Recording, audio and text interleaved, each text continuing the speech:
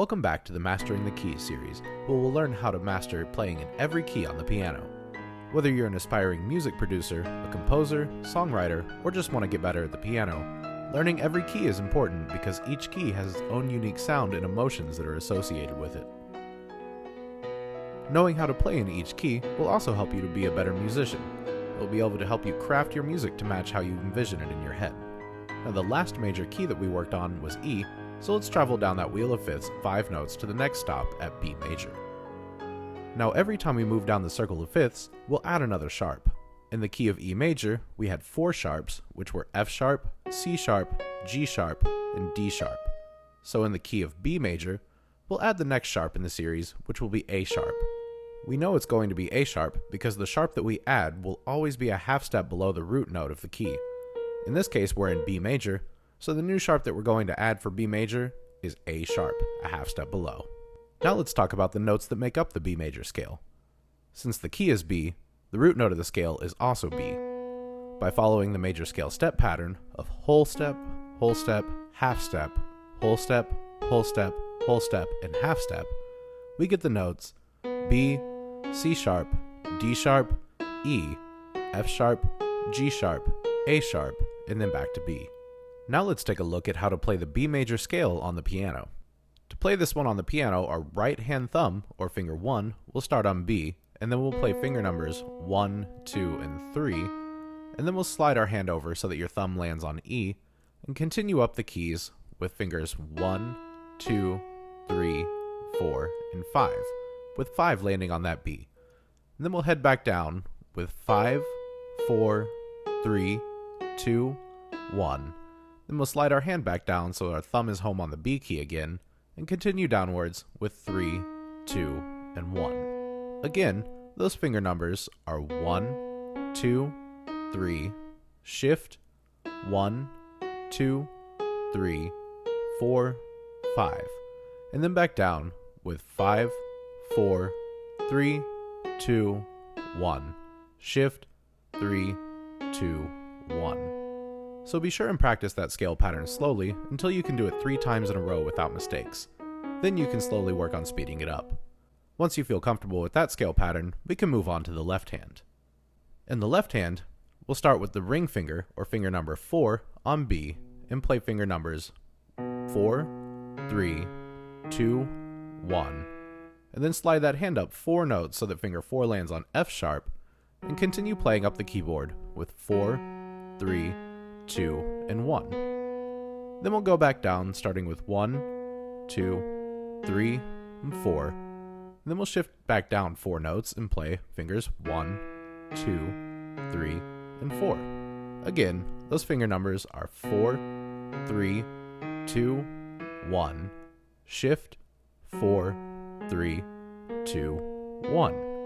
Then back down with 1, 2, 3, 4, shift, 1, 2, 3, 4.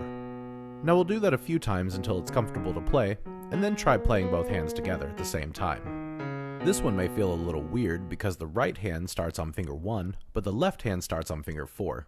So they're going to start on different fingers in each hand. So let's set up our hands with 4 on B in the left hand and 1 on B in the right hand, and we'll play B, C sharp, and then D sharp. And now the right hand will shift up to E, the left hand shifts up to F sharp, then G sharp, then play A, and land on B.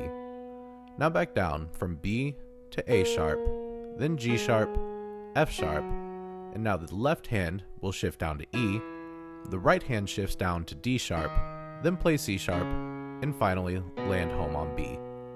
Let's do that again, but a little slower. We'll play B, C sharp, D sharp, E, F sharp, G sharp, A sharp, and then B. Then head back down from B to A sharp, then G sharp, F sharp, E sharp, D sharp, C sharp, and B. Great work so far.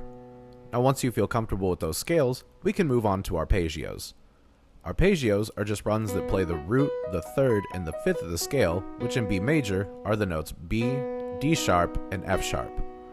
B major arpeggios use the same fingering as E major, just on different notes. Starting in the right hand, we'll take finger 1 on B, put finger 2 on D sharp, and finger 3 on F sharp. So we'll play B, D sharp, and F sharp, then shift the hand to have finger 1 on the next B above, and then we'll play D sharp with finger 2, and F sharp with 3, and then finally use finger 5, our pinky, on that high B, before coming back down with F sharp, D sharp, and B, then shifting our hand to have 3 on F sharp, 2 on D sharp, and finishing up with 1 on B. Again, those finger numbers are 1, 2, 3, shift, 1, 2, 3, 5, 3, 2, 1, shift, 3, 2, 1. And now we can move on to the left hand. The left hand will play the same notes, but it'll use a different fingering. We use fingers 5, 3, 2, and 1, with finger 5 on B, 3 on D sharp, 2 on F sharp, and 1 on B an octave above. Then we'll shift the hand up to have finger 3 on the next D sharp, 2 on the next F sharp, and 1 on B. Then we'll head back down the piano with 2 on F sharp and 3 on D sharp, then shift our hand to have finger 1 on the next B down below, then 2 on F sharp, 3 on D sharp, and land with that pinky on B. Again, those finger numbers are 5, 3, 2, 1, shift, 3, 2, 1, 2, 3, shift, 1, 2, 3, 5. Now we can practice each hand separately, very slowly until you stop making mistakes, and then try putting them together. Ultimately, it will end up looking like this.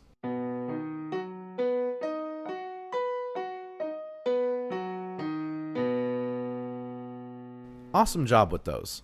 I believe that the arpeggios are the hardest part of this learning process, so it gets easier from here on out. Now we can talk about the 1, 4, and 5, 7 triads. We practice these triads because the major 1, major 4, and major 5 chords are the most commonly played chords in just about any piece. If you're familiar with these chords, you can also write your own music pretty easily with these. You'll most likely see them in triad form, so we try to keep them down to 3 notes per chord, which is why you'll see that in a moment that we remove the 5th interval out of the 5-7 chord. So in the key of B major, the major 1 chord is spelled B, D sharp, and F sharp. The major 4 chord is E major, which is spelled E, G sharp, and B. And the 5-7 chord is F sharp 7, which is spelled F sharp, A sharp, C sharp, and E.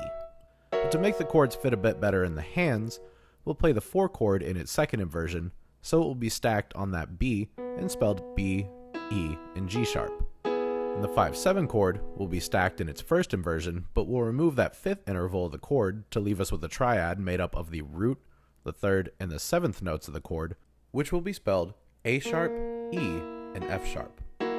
So to start out, we'll play the B major chord, then the 4 chord E in its second inversion, so B, E, and G sharp, then back to that 1 chord. Then we'll play the F sharp 7 chord in its first inversion, but without the 5th, giving us A sharp, E, and F sharp.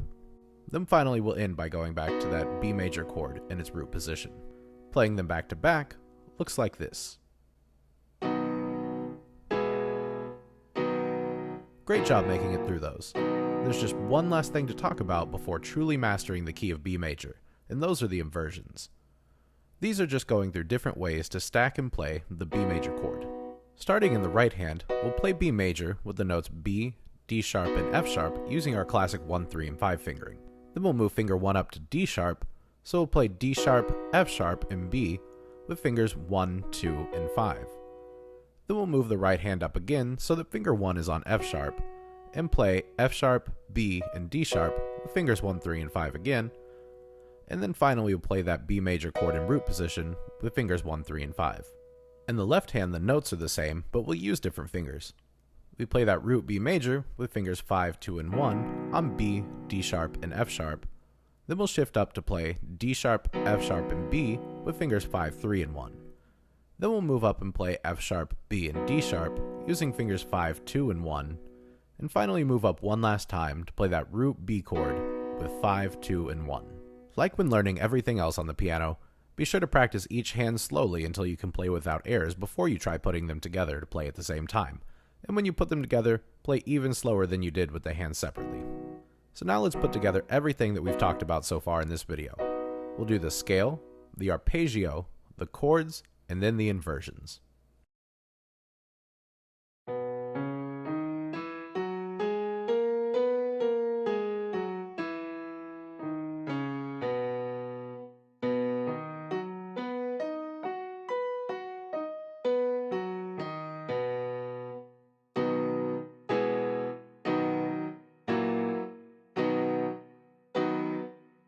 And if you've made it through all of these steps, awesome job getting this far. Always remember that if you master something slowly, you can master it quickly as well. You just have to make sure that you're going slow enough to develop that muscle memory at the beginning, and you'll be able to eventually speed it up and play faster like everybody wants to. Now congratulations on mastering the key of B major. I hope this video has been helpful in your journey to increase your musical abilities. If so, please consider helping out the channel by giving this video a like and subscribe if you aren't already. And be sure to check out other videos in the playlist if you'd like to learn more about music theory, learn other keys, or see what practicing looks like behind the scenes. Now thank you for watching, and be sure to stay tuned for the next video.